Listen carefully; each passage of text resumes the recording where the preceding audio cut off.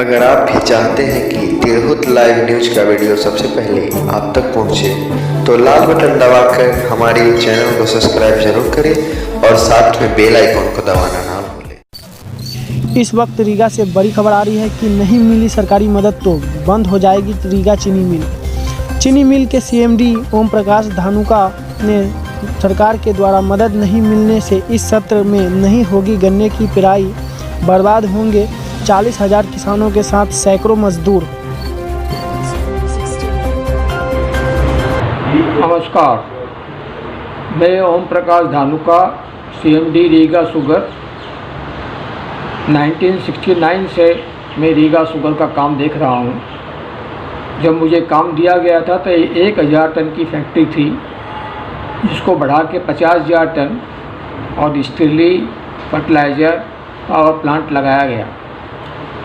Factory Bihar में अव्वल दर्जों में ही आती थी, लेकिन विगत 5-6 सालों से जब गन्ने और चीनी के दाम में विषमता हुई और सभी शुगर इंडस्ट्री ट्रबल में आए, तो हम लोगों ने किसानों के साथ मिलकर आंदोलन किया दिल्ली में। और हमारे आंदोलन का फल ये हुआ कि मोदी सरकार जो आई थी, नई सरकार, उन्होंने सुनवाई की और कुछ रिलीफ्स अनाउंस किए।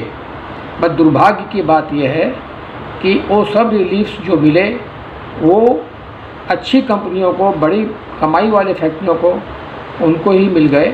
और जो कमज़ोर फैक्ट्रियां थी, तमिलनाडु की, बिहार में हम लोग जैसे थे, यूपी में भी के नाम कई फैक्ट्रियां थी जो कमज़ोर थी, जो जिनके फाइनेंशियल रिजल्ट्स वीक हो चुके थे, जो निर्धन हो चुकी थी, उनको कोई भी रिलीफ नहीं मिला।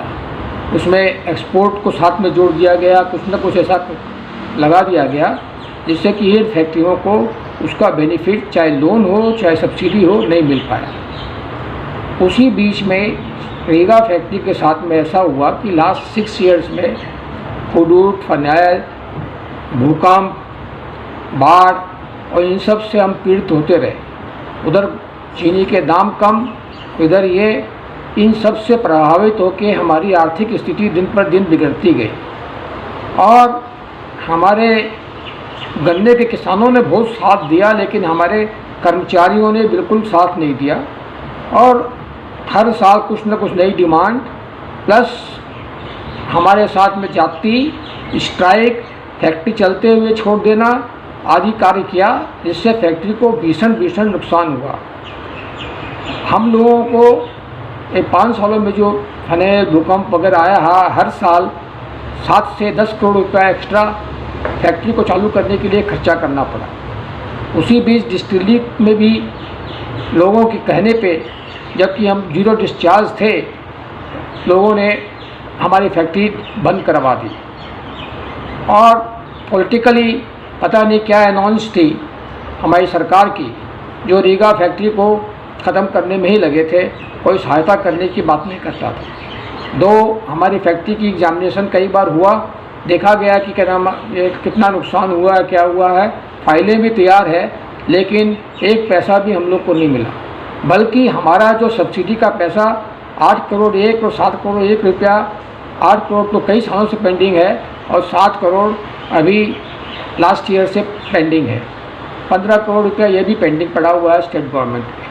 अगर सेंट्रल गवर्नमेंट से हमको रिलीफ मिली होती, जो कि सबको मिली, तो 20-25 करोड़ रुपया वो मिला होता। अगर ये सब रिलीफ हमको मिल जाती और हमारे जो तूफ़ान और उससे नुकसान हुआ वो रिलीफें मिल जाती, तो ये फैक्ट्री कभी भी बंद करने के लिए नौबत नहीं आती। आज ये पोजीशन है कि हमारे पास सैलरी देने के लिए पैसे नहीं हैं। 4 महीने से हम लिख रहे हैं कि 5% जो हमको फैक्ट्री चलाने के लिए दिया जा रहा है चीनी के सेल के ऊपर, उससे कुछ भी नहीं हो सकता है। उससे हम लोग न किसी की सैलरी दे सकते हैं, न कुछ मेंटेनेंस कर सकते हैं, कुछ भी कर सकते हैं। पहले ये हमको 20% मिलता था, तो उसका रिक्वेस्ट भी फाइल में ही चली जा रही है। हमारे साथ इतनी जातियाँ हो रही है, लोग 50,000 किसानों का भविष्य भी नहीं देख रहे हैं। उधर हमारे वर्कर हैं, वो भी स्टेबिंग ही कर रहे हैं। कुछ वर्कर तो हैं जिन्होंने अपनी अपनी संपत्तियाँ बना ली है, कुछ ने अपना ईंटा का भट्टा बना लिया है, कुछ ने ट्रकें चालू कर ली है, कुछ ऐसे लोग आ गए हैं प्रेसिडेंट जो हमारी यूनियन नहीं है, हमारी कोई भी दोनों यूनियन में एक भी यूनियन रिकॉग्नाइज नहीं है, बट अपने प्रेसिडेंट और ये बन गए हैं, जो कि हमारी फैक्ट्री से बने हैं।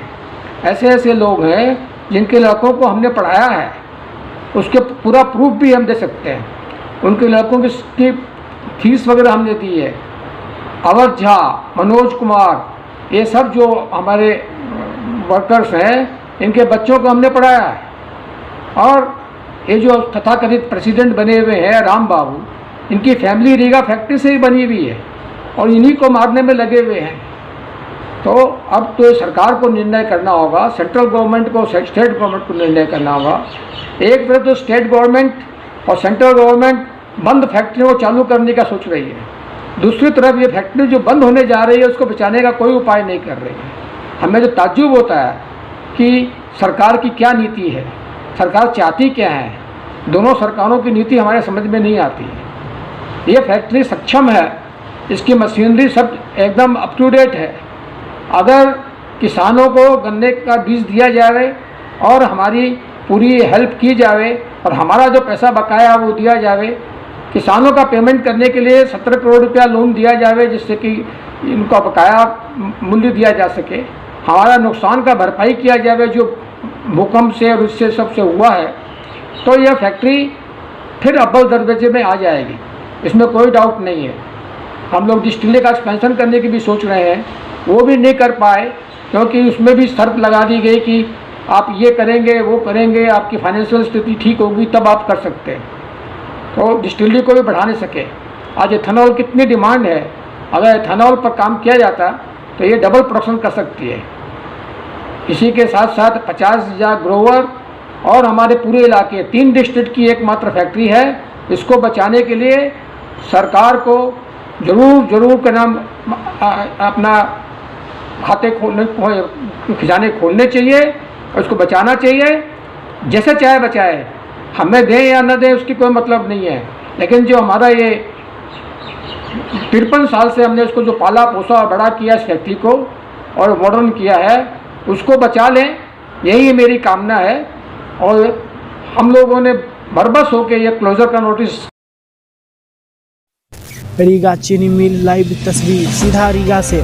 सीतामढ़ी एकमात्र चीनी मिल, कल कारखाना और फैक्ट्री के नाम पर एकमात्र रीगा चीनी मिल ही सीतामढ़ी की धरोहर है। रीगा चीनी मिल भारत के सबसे पुरानी चीनी मिल में से एक है।